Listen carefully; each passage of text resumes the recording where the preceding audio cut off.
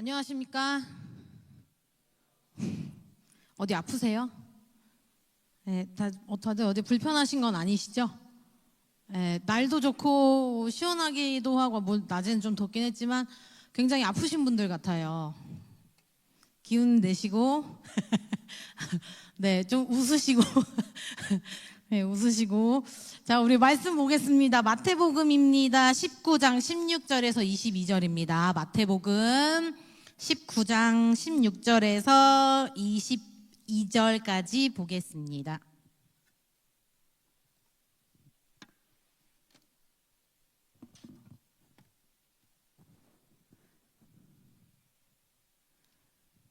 다 찾으셨나요? 네, 안 찾으신 분들이 있는 것 같아서 약 3초간 기다려드리겠습니다. 되셨죠? 자, 19장 16절에서 22절이고요. 제가 16절, 여러분이 17절에서 마지막 22절은 함께 읽겠습니다. 어떤 사람이 주께 와서 이르되 선생님이여 내가 무슨 선한 일을 하여야 영생을 얻으리이까? 예수께서 이르시되 어찌하여 선한 일을 내게 묻느냐. 선한 이는 오직 한 분이시니라. 내가 생명에 들어가려면 계명들을 지키라. 이르되 어느 계명이오니까? 예수께서 이르시되 살인하지 말라, 간음하지 말라, 도둑질하지 말라, 거짓 증언하지 말라. 내 부모를 공경하라. 내 이웃을 내 자신과 같이 사랑하라 하신 것이니라. 그 청년이 이르되 이 모든 것을 내가 지키어 싸운데 아직도 무엇이 부족하니까? 예수께서 이르시되 내가 온전하고자 할진대 가서 내 소유를 팔아 가난한 자들에게 주라. 그리하면 하늘에서 보화가 내게 있으리라. 그리고 와서 나를 따르라 하시니. 함께 읽습니다. 그 청년이 재물이 많음으로 이 말씀을 듣고 근심하며 가니라. 아멘. 네, 그 오늘 말씀은 우리가 너무 잘 아는 부자 청년에 관한 말씀입니다. 그렇죠? 부자 청년. 그냥 청년인데 부자예요. 네, 청년인데 부자. 자, 오늘 우리가 이 말씀을, 저는 이 말씀을 묵상하면서 오늘 말씀의 제목이 하나님을 오해하고 있다면 이라고 했습니다. 저는 이 말씀 준비하면서 묵상하는데 저를 자꾸 비춰보게, 당연스럽게도 말씀을 준비하는 사람이니까 당연히 이 말씀을 나에게 적용도 시켜보고 하나님이 또 그때그때 말씀에 따라서 설교자를 건드려 주시는 부분들이 있을 거 아니에요? 예, 그런 부분에 있어서 이 말씀의 끝에는 내가 하나님을 오해하고 있는 부분이 있었구나 인정하게 되고 또는 여러분과 그것이 공감되는 어떤 부분이 있을 것 같아서 오늘 이 말씀의 제목을 함께 은혜를 나누려고 합니다. 오늘 말씀은 우리가 부자 청년으로 잘 알려진 이 본문인데 이 본문은, 그러니까 이 부자 청년에 관한 얘기는 마태복음에도 마가복음에도 누가복음에도 이 공관복음이라고 하는 이 세 복음서에 전부 다 나오는 이야기예요. 세 군데 전부 다 나왔다는 것은 그만큼 아주 중요한 메시지를 담고 있다는 것인데, 물론 읽는 사람마다 그 메시지가 주는 어떤 느낌이나 깨달음이 조금 다르겠지만 오늘 말씀이 이 부자 청년을, 일단은 이 부자 청년이 누구인지에 대해서 소개를 하고 있는, 우리는 그냥 부자 청년이라고 알고 있지만 왜 부자 청년인가? 말씀에 그렇게 써 있거든요. 마태복음, 마가복음, 누가복음을 다 볼 건데요. 여러분은 다 찾지 마시고 그냥 제가 읽어드릴게요. 말씀이 비슷비슷하니까 그냥 들어보세요. 본문은 오늘 이렇게 말하죠. 16절, 어떤 사람이 주께 와서 이르되 선생님이여 내가 무슨 선한 일을 하여야 영생을 얻으리까? 라고 하고요. 마가복음은 10장 17절에 이렇게 소개해요. 이 사람을. 예수께서 길에 나가실새 한 사람이 달려와서 꿇어앉아 묻자오되 선한 선생님이여 내가 무엇을 하여야 영생을 얻으리까? 누가복음에는 18장 18절인데 어떤 관리가 물어 이르되 선한 선생님이여 내가 무엇을 하여야 영생을 얻으리까? 이렇게 표현해요. 누가복음 같은 경우는 우리가 부자 청년의 직업 같은 것을 알 수 있어요.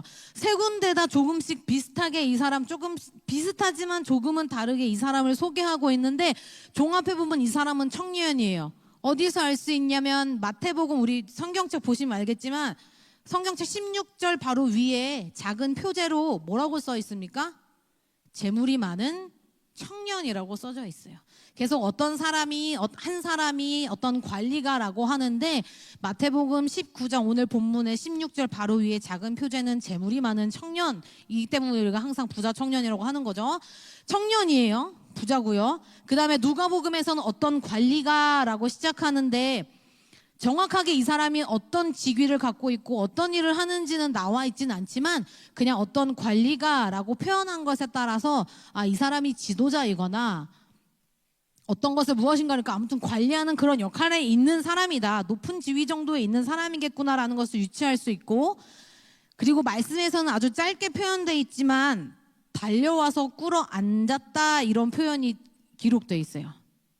마가복음에 예수께서 길에 나가실새 한 사람이, 이 부자 청년을 얘기하는 거예요. 한 사람이 달려와서 꿇어 앉아 묻자오되 이렇게 얘기하는데, 이것을 보면 우리가 이 세 군데에서 이 사람을 설명하는 것, 부자이면서 청년이고 어떤 관리 높은 지위에 있는 사람인데 아마도 이 사람이 예수님 앞에 어떤 랍비라고 하는 선생님 앞에 가가지고 무릎을 꿇고 앉아서 질문하는 이 행동을 보아서 높은 지위에 있음에도 이 사람이 굉장히 겸손한 행동, 겸손한 태도를 가진 사람이다 정도는 우리가 짐작을 할 수 있는 거예요.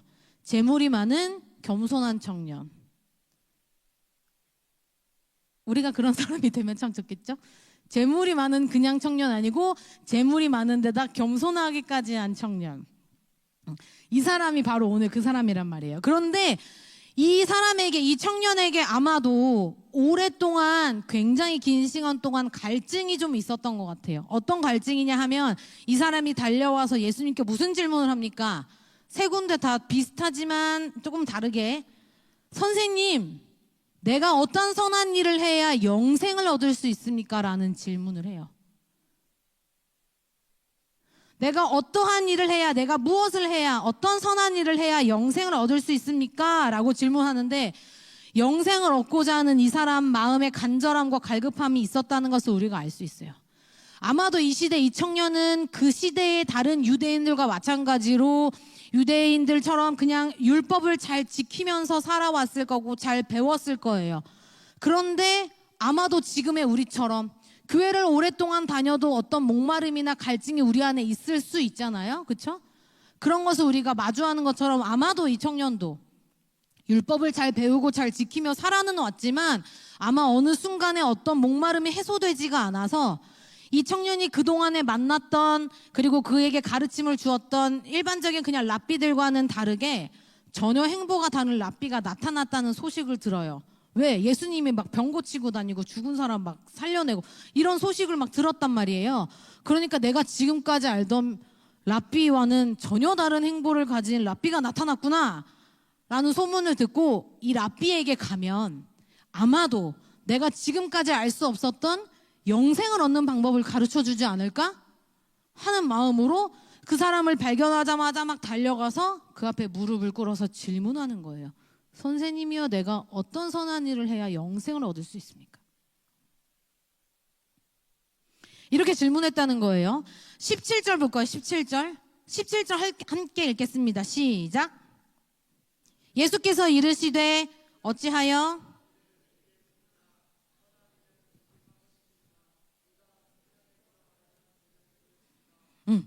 선한 이는 오직 한 분이시다라는 얘기를 해요. 문자 그대로 해석하면 우리가 이런 오해에 있을 수 있어요. 선한 이는, 네가 어떻게 나한테 선한 일을 묻니? 선한 이는 한 분이신데. 그렇다면 우리 이런 오해할 수 있어요. 그러면 예수님은 선하지 않으시다는 말인가? 하나님만이 선하시고 예수님은 선하지 않으시다는 뜻인가? 그런 뜻이 아니라 예수님이 이 청년에게 말했던 네가 나를 어찌하여 선한이라고 부르냐, 선한 분은 하나님 한 분이시다라는 말은 네가 나를 그냥 수많은 랍비 중에 한 사람으로, 그냥 하나의 선생으로 바라봤을 때, 선생님이여 나에게 선한 일을 가르쳐 주십시오. 선하신 이여 나에게 선한 일을 가르쳐 주십시오. 영생을 얻는 방법을 가르쳐 주십시오. 네가 나를 수많은 랍비 중에 그냥 단 하나의 랍비 한 명으로 봤다면, 내가 너에게 그런 랍비라면, 그런 선생이라면 그럼 나는 선하지 않다. 인간은 누구도 선하지 않고 선하시는 이는 오직 하나님 한 분이시다라는 것을 가르쳐주는 거예요. 다시 말하면 네가 어떠한 선한 일을 한다 할지라도 영생을 얻을 수 있다 없다? 영생을 얻을 수 없다. 왜? 이 부자 청년이 생각하는 선과 예수님이 이 청년에게 가르치시고자 하는 선은 완전히 다른 거예요. 이 청년의 질문을 자세히 들여다볼까요?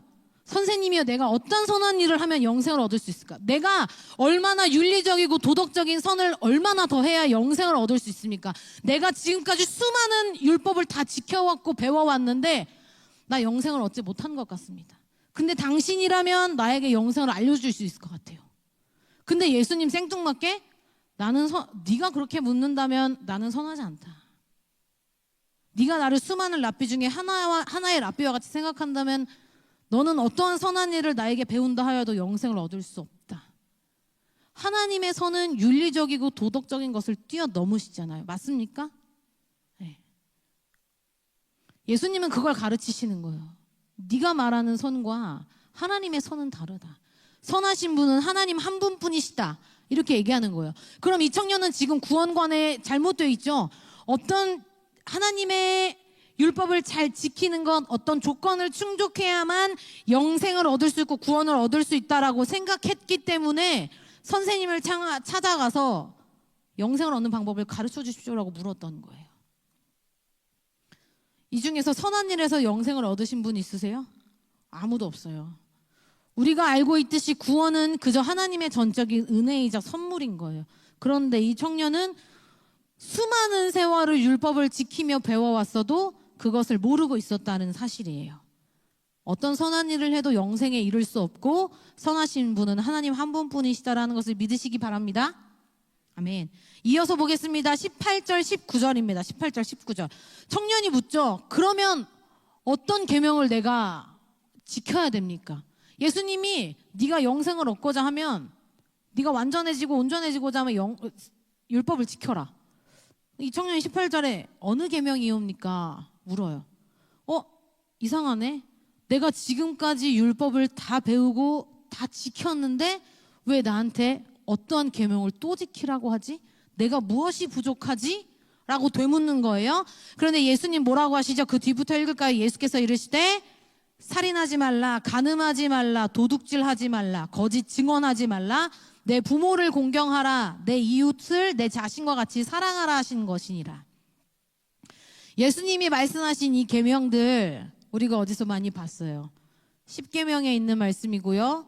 5계명부터 10계명에 있는 말씀이에요. 왜 1부터 4계명은 말씀하지 않으시고 5계명부터 10계명까지만 말씀하셨을까요, 여러분? 이 시대 유대인들은 바리새인이나 서기관 종교 지도자들이나 유대인들 다 마찬가지. 하나님을 향한 율법은 굉장히 철저하게 지켰단 말이에요. 근데 5계명부터 10계명까지는 무슨 계명이냐면 사람과 사람 사이의 계명이에요. 하나님과 나와의 계명, 하나님을 향한 계명이 아니라 상대방을 향한 것.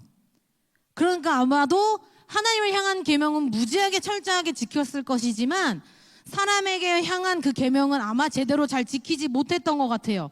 그래서 생명에 들어가려면 지켜야 될 계명들을 예수님 말씀해 주시는데 이 청년들이 다 지킨 계명인 것 같아요. 그러니까 이 청년이 뭐라고 하냐?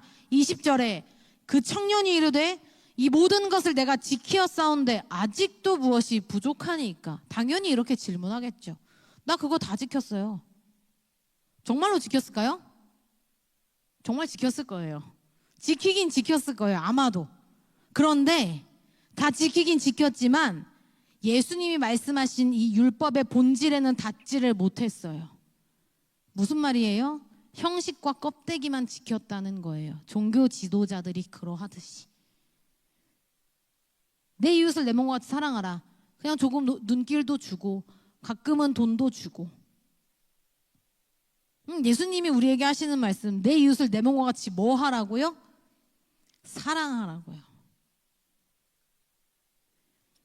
만약에 이 청년이 정말로 예수님이 지키라고 하신 이 5계명부터 10계명까지의 말씀을 잘 지켰다고 하면 이후에 예수님이 말씀하시는 것에 대해서 이 청년이 주저하지 않았을 거예요. 그 뒤에 예수님 뭐라고 말씀하시는지 볼까요? 21절, 22절. 21절, 22절입니다. 제가 읽을게요. 예수께서 이르시되 네가 온전하고자 할진대 가서 내 소유를 팔아 가난한 자들에게 주라.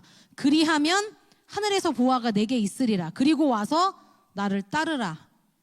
22절에 보니까 그 청년이 재물이 많음으로 이 말씀을 듣고 근심하며 가니라. 방금 얘기했지만 5계명부터 10계명까지 예수님이 말씀하신 계명들은 내가 주체가 아니라 이웃, 타인을 향한 계명이라는 말이에요. 그런데 이 사람은 그저 하나님께 혹은 사람에게 잘 보이기 위해서 이 율법을 지켰어요. 껍데기만, 형식만. 예수님이 우리에게 율법을 주신 이유는 그냥 그들이 율법을 잘 지켜내는지 어떤 그들의 행위의 열심을 보고자 우리에게 율법을 주시지 않았어요. 하나님이 우리에게 율법을 주신 목적 무엇일까요? 율법의 기능, 율법의 목적은 죄를 깨닫게 하기 위함이에요. 잘 지키는지, 정말로 그것을 지켰는지, 그것을 그 열심을 보고자 하는 것이 아니라 죄를 깨닫게 하시기 위해서 하나님 우리에게 율법을 주셨단 말이에요. 그것이 율법의 기능이고 목적이란 말이에요. 그런데 이 사람은 그냥 율법을 잘 지켜냄으로써 선하고 온전하여진다고 생각했고 그로 인해서 내가 영생에 이르기를 바랬어요. 그런데 선하시고 온전하신 속성은 누구의 속성? 하나님만이 가지시는 속성이에요. 우리는 결코 하나님 외에 선하거나 온전해질 수 없는 존재라는 거예요. 그러니까 이 청년이 율법을 다 지키긴 지켰는데 어떻게 지켰겠어요? 그냥 내 의를 나타내기 위해서 지켰을 거예요. 가난한 자들을 돌아보는 것. 내가 가난한 자들에게 돈을 조금 주면 사람들이 내 모습을 보고 와, 저 사람은 율법을 잘 지키는 사람이야 라고 생각하겠지? 그쵸? 이것은 사랑이 아니죠. 율법의 본질을 떠나고 그냥 율법의 형식과 껍데기만 지키는 율법의 목적이 상실된 것, 그냥 영생을 얻기 위해서 지켜내려고 하는 어떤 그냥 방편 정도라고 생각했던 거예요, 율법을. 그런데 바리새인들이나 서기관들 이런 종교 지도자들, 하나님이 가장 책망하신 것이 무엇이에요? 인본주의적인 것들. 사람에게 잘 보이는 것, 나의 것을 챙기는 것, 내가 더 위대한 사람이 되는 것, 하나님을 향한 율법을 잘 지키긴 지켰으나 하나님을 향한 것이 아니라 그것으로 인해 내가 좀 더 나은 사람이 되는 것, 내가 훌륭한 사람이 되는 것의 목적이 있었다라는 사실이에요. 이 시대의 종교 지도자들이 예수님을 어떻게 생각했을까요? 어떻게 하면 예수를 죽일까 논의하고 방도를 찾는 그 중에 이 재물이 많고 겸손한 청년이 그런 시대 속에서 예수님을 찾아서 뛰어가서 무릎을 꿇고 질문하는 그 장면을 생각해 보세요, 여러분. 바꿔 생각해 볼게요. 제가 뭘 잘못해서 엄청난 질타를 받고 있어요. 물론 여러분은 저에게 인사도 하고 할 착한 사람들이겠지만, 착한 청년들이겠지만, 제가 막 누구에게 막 어떻게 하면 저 최은하 전도사 죽일까 막 정말 그런 나쁜 죄를, 물론 예수님 나쁜 죄를 지신 것은 아니지만 그런 누명이나 억울함 속에 아무튼 내가 그랬단 말이에요. 그럼 여러분이 저에게 쉽게 다가오겠어요? 나한테 인사했다가 나랑 손이라도 잡았다가 나랑 눈이라도 마주쳤다가 나를 어떻게 하면 죽일까 논의하는 사람들에게 같은 종족이다, 같은 저 사람도 뭔가 있나 보다 하고 의심받지 않겠어요? 그런데 이 청년이 지금 그렇게 했단 말이에요. 어떻게 하면 예수를 죽일까 논의하고 종교 지도자들이 막 눈에 불을 켜고 예수를 쳐다보고 막 뭐라도 하나 실수하기를 바라보고 있는데 이 청년이 얼마나 영생에 대해서 갈급했으면 예수님을 보고 가가지고 달려가서 무릎을 꿇고 선생님이요, 나에게 영생을 얻을 수 있는 방도를 좀 가르쳐 주십시오. 어떤 선한 일을 해야겠습니까? 라고 물었단 말이에요. 그런데 아마 예수님이 지금 말씀하신 것 같이 진짜 영생을 얻는 정말 중요한 율법의 본질을 가르쳐 주었어도 이 청년은 그 앞에서 근심하며 떠나갔어요. 왜요? 아마도 이 청년은 자신의 재물과 지위를 지키고 차라리 엄청나게 고생하면서 수고스러운 율법을 지키며 사는 것이 이 청년에게는 더 낫고 더 쉬운 선택이었을지도 몰라요. 수많은 물질이 자기를 지탱해 준다고 생각했을 거고 자기의 지위가 자기를 지금의 본인을 만들었다고 생각했을 거예요. 근데 예수님이 우리에게 율법을 지키라고 하시는 것은 사랑의 실천, 돌아보고 살펴보고 손을 내미는 것까지. 네가 온전에 이루고자 하면 내 소유를 팔아 가난한 자들에게 주라 라고 예수님 말씀하셨어요. 소유를 팔아서 주는 것까지가 율법의 실천이에요. 그러면 무엇이 있으리라고 예수님 말씀하세요? 네가 너의 수많은 소유를 팔아서 주면 하늘의 보화가 있을 거라고 천국의 비밀을 얘기해 주신단 말이에요. 그런데 이 청년은 그것이 들리지 않았고 지금 내 수많은 소유를 팔아서 주는 것에 매여 있었어요. 우리도 그럴 때 있잖아요. 이 사람이 없으면 막 죽을 것 같아. 이거 없으면 안 될 것 같아. 내가 이거는 예수님 앞에 포기를 못 할 것 같아. 그런 것 있잖아요, 우리도. 그런데 하나님이 우리에게 명령하시면, 그것을 놓아라 명령하시면 이후에 하나님이 더 좋은 선물을 준비하셨다는 것을 우리는 그때는 눈을 감고 있을 때가 많아요. 모를 때가 많다고요. 이 청년처럼. 네가 네 소유를 팔아서 가난한 자에게 주면 뭐가 있다고요? 하늘의 보화가 있을 거라고 분명히 말씀하셨음에도 불구하고 네 소유를 팔아서 주라는 것에만 매여 있다 보니까 근심하며 떠났어요. 그렇게 하면 정말로 그가 원했던 영생이라는 선물을 그에게 주시는데, 물론 영생은 이미 그에게 예수를 시인하고 믿으면 영생은 소유가 되지만, 영생을 받았지만 이미 이 청년이 원하는 그것, 정말로 지금 이 시간에 예수님 정말로 누명을 쓰고 어떻게 하면 죽일까, 그런 상황에서 예수님 앞에 무릎을 꿇고 그런 용기가 있었음에도 불구하고 근심하며 떠나갔어요. 예수님이 그 방도를 알려주셨음에도. 세상에서 이 청년이 누리던 재물은 이 청년을 절대로 구원해 줄 수 없어요. 맞죠?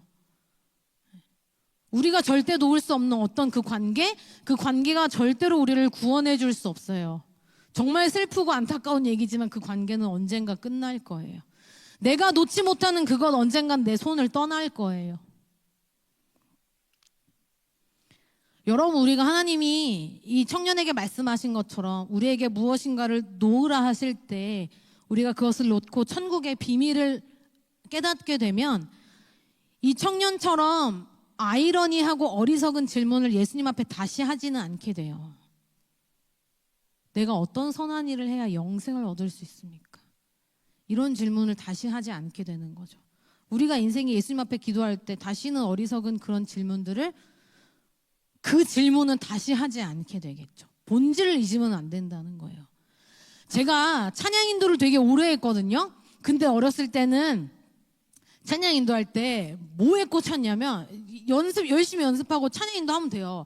근데 저는 희한하게도 그때는 이렇게 양말이란다. 신발을 양말까지 벗는 사람도 있지만 물론 신발을 벗고 예배당에 이렇게 우리처럼 이렇게 하지 않고, 그러면 청년들이 막 찬양팀이고 청년들이고 막 옷을 벗거나 막 짐들을 막 놔요 앞에다가. 이렇게 지금처럼 의자에 앉으면 이런 데 다 가려지지만 저는 왜 그게 그렇게 신경이 쓰였나 모르겠어요. 딱 찬양 인도를 하려고 딱 앞에 쓰면 막 놓여있는 방석이 잘 질서 있게 놓여있지 않고 그냥 막 놓여있고 막 짐들 나는 왜 그렇게 그게 신경 쓰였나 몰라요. 근데 그것이 예배를 드리는데 중요한 본질이 됩니까? 아니에요. 하등 쓸모 없는 거. 그냥 그거 있어도 내가 예배하면 되거든요. 근데 제가 그때는 물론 하나님을 예배하지만 예배하기 전에 그것들이 모조리 치워져요. 그래서 막 제가 가서 막 정리하고 치우고 예배했어요. 그렇다고 예배가 더 내 기준에 성공적인 예배였을까요? 똑같아요. 그것이 있으나 없으나. 우리가 예배할 때 그런 거 있단 말이에요. 예배의 본질을 찾아야지 쓸모없는 것, 사실은 그것이 있어도 없어도 사실은 아무런 상관이 없는데, 이 청년도 마찬가지. 재물은 있다가도 없는 것이고 그 지위는 올라갈 수도 있고 내려올 수 있는 것이지만 하늘의 보화는 쌓인 것이 절대로 없어지지 않는데 본질을 몰랐단 말이에요. 그러니까 근심하면서 그 청년이 떠나갔어요. 말씀을 한 구절만 보고 마치겠습니다. 우리 이건 다 찾아봤으면 좋겠어요. 고린도후서 말씀입니다. 고린도후서 8장이고요. 9절 말씀입니다. 고린도후서 8장 9절 말씀. 고린도후서 8장 9절. 혹시나 성경책이 없으신 분 앞에 자막 보시면 되고요. 다 찾으셨으면 한 목소리로 함께 읽겠습니다. 시작. 우리 주 예수 그리스도의 은혜를 너희가 알거니와 부요하신 이로써 너희를 위하여 가난하게 되심은 그의 가난함으로 말미암아 너희를 부요하게 하려 하심이라. 아멘. 하나님이 이 사람에게, 이 청년에게 하나님과 사람의 관계, 사람과 사람 사이의 관계에서 사랑이 빠질 수 없다는 것도 하나님이 가르쳐 주세요. 우리가 지금 여기서 말하는 부요는 진짜로 물질의 부요만을 말하는 것은 아니에요. 우리가 부요케 된 것은 진짜 부요하신 이가 나 때문에, 우리 때문에 우리를 위하여 가난해지심으로 우리가 부요하게 되었다는 이 법칙을, 이 하나님 나라, 하늘나라의 법칙을 이 청년이 몰랐어요.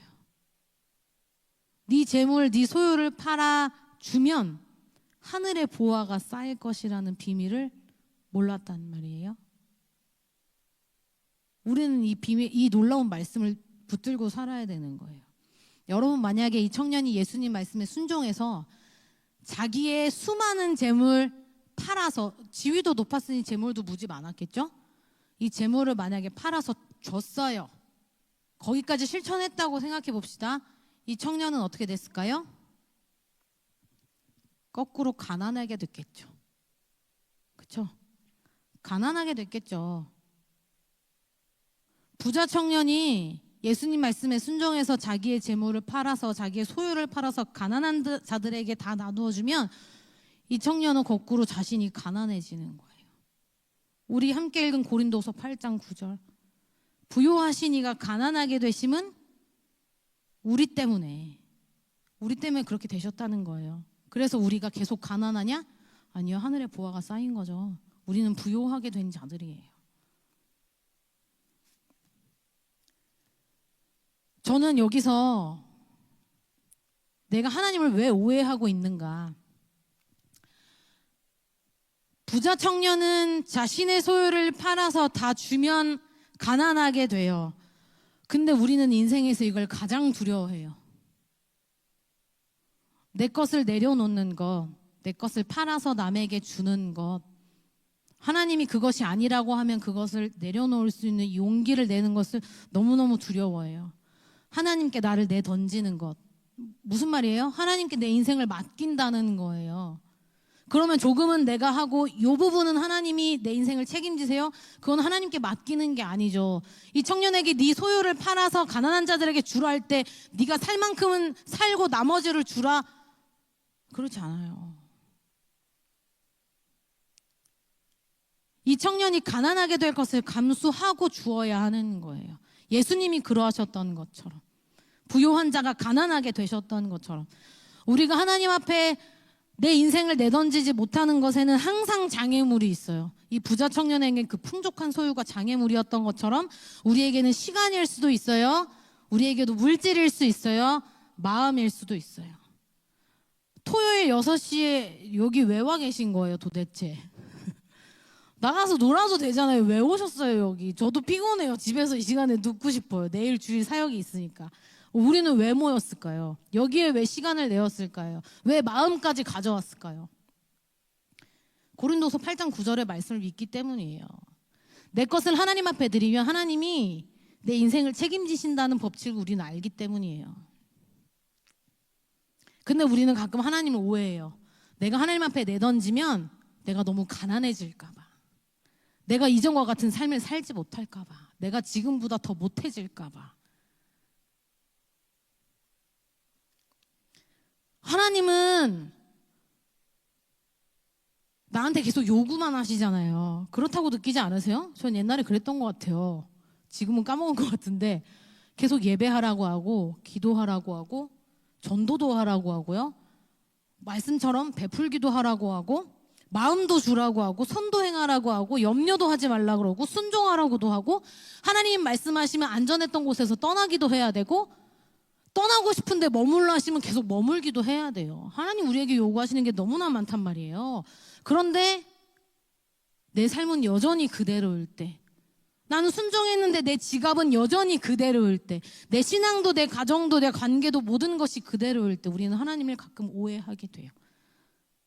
사랑하라고 해서 진짜 전심을 다해서 사랑했는데 도리어 나에게 돌아오는 사랑은 아무것도 없는 것 같고, 어렵게 순종했는데 나는 늘 그대로인 것 같고, 그거 너무 무언가를 바라는 너무 그런 신앙 아닙니까? 그런 얘기를 하고자 하는 것이 아니고요.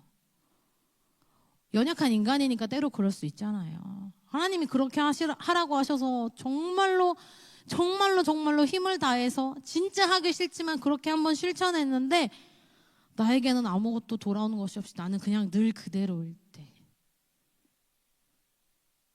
근데 하나님은 반드시 하나님이 일하시는 방법, 하나님이 일하시는 시간표가 있다는 거, 우리는 그것을 기다릴 줄 알아야 돼요.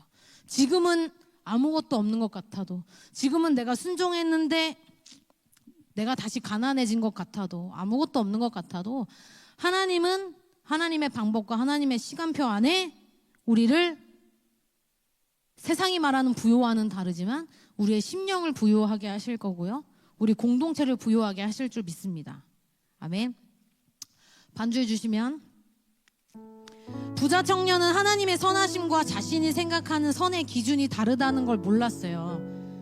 그래서 예수님께 가서 랍비여, 선한 랍비여, 나에게 어떤 선한 일을 해야 영생을 얻을 수 있는지 가르쳐 주십시오라고 물었어요. 아마 이 청년이 예수님 말씀대로 순종하고 가난하게 됨을 감수하고 자신의 소유를 다 팔아서 가난한 자에게 주기로 결정했다면 이 청년은 물론 가난해졌겠지만 하나님이 채우시는 놀라우신 채우심을 반드시 경험했을 거예요. 여러분, 우리는 눈에 보이지 않는 것에 뛰어들 때 당연스럽게도 눈에 보이는 것들이 우리의 장애물이 됩니다. 그럼 우리는 아마 평생 이 싸움을 할 거예요. 우리는 평생 장애물을 걷어내고 하나님께 내 인생을 맡겨드리는, 하나님께 뛰어드는 훈련을 평생 하게 될 거예요. 지금 조금 올라온 것 같은데 또 넘어지고, 이제 한 곱이 넘긴 것 같은데 내가 성장한 만큼 또 더 높은 수준의 문제들이 우리 앞에 성장을 하도록, 훈련하도록 우리를 기다릴 거예요. 그럼 우리는 그때마다 계속해서 나를 내던지고 내 소유라고 믿고 있던 것들을 내던지고 하나님께 뛰어드는 훈련을 계속해야 될 줄로 믿습니다. 가난하게 되어도, 우리가 생각하는 부요에 이르지 못한다 할지라도 우리가 가난하게 됨을 감수하고 예수 그리스도께 뛰어들 때 예수님이 채우시는 은혜를 경험하게 되기를 소망합니다. 여러분, 우리는 그 정도 할 수 있는 수준에 있어요. 우리 청년들은 그 정도 할 수 있어요. 그것을 뛰어넘어야 하나님이 또 새로운 수준의 놀라운 성장으로 가는 발판을 또 하나님 우리에게 주실 거예요. 우리 이 시간에 함께 기도할 때 이거 기도했으면 좋겠습니다. 하나님, 내가 혹 하나님을 오해했다면, 하나님, 혹은 내가 내 심령이, 내 생활이, 나의 상황이 가난해질까봐 예수 그리스도께로 나를 던지는 것을 내가 너무나 주저하고 있었다면 하나님, 오늘 결단하게 해주십시오. 내일이나 내년이나 너무 늦어요. 오늘 결단해야 돼요. 하나님, 내가 오늘 결단하게 해주십시오. 부요하신 이가 나 때문에 가난하게 되셔서 나를 부요하게 만드신 그 법칙을 하나님 아버지, 내가 오늘 믿고 하나님 앞에 모든 걸 내던지기로 결단하는 인생 되게 도와달라고 한 번 더 기도하시고, 또 하나, 이 청년이 자신의 목마름, 영적인 이 갈급함, 갈증을 꽁꽁 묵혀두지 않고 예수님 앞에 나갔어요. 내가 너무나 목마릅니다. 나에게 좀 방법을 가르쳐 주십시오. 그것은 잘못됐지만 어쨌든 이 청년의 그 용기는 칭찬할 만해요. 여러분, 우리가 인생을 살다 보면, 신앙생활 하다 보면 하나님이 분명히 우리에게 영적인 갈급함, 그 신앙의 목마름을 주실 때가 있어요. 그럼 그것을 그냥 지나치지 마시고 그때 기도해야 돼요. 하나님, 내가 너무 목마릅니다. 내가 너무 갈증이 있습니다. 무엇인지는 잘 모르겠지만 하나님, 내가 신앙에 갈증이 있습니다. 너무 괴롭습니다. 하나님, 나에게 가르쳐 주십시오. 나로 하여금 하나님, 그 갈증과 갈망함을 하나님 아버지 채우시는 놀라운 은혜를 내 안에 경험하게 하십시오. 우리 이렇게 함께 기도하면 좋겠습니다. 우리 주님 한번 크게 부르고 함께 기도합니다. 주여!